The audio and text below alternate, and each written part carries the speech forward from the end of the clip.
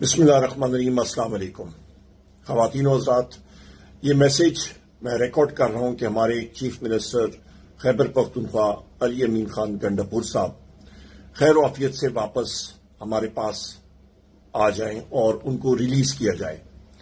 Establishment ہو یا intelligence agencies, جس میں آئی ایس آئی ہو، M I O, I B O, F I O, جو بھی انٹیلیجنس ایجنسی ہو، ایک چیف منسٹر کو آپ نے جس طرح ابڈکٹ کیا ہے، ہم لوگ اس کی مذمت کرتے ہیں۔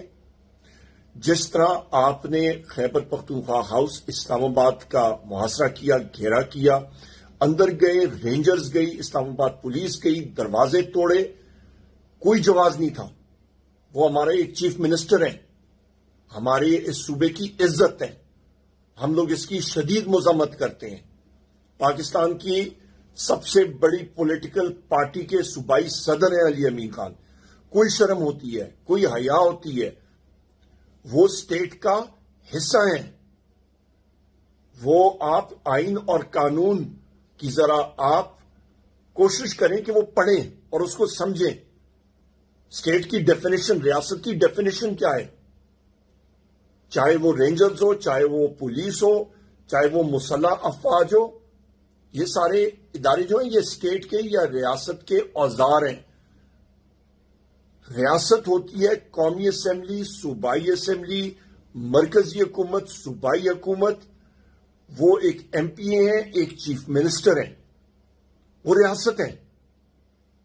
آپ لوگ اوزار ہیں، اسٹیٹ نہیں ہے۔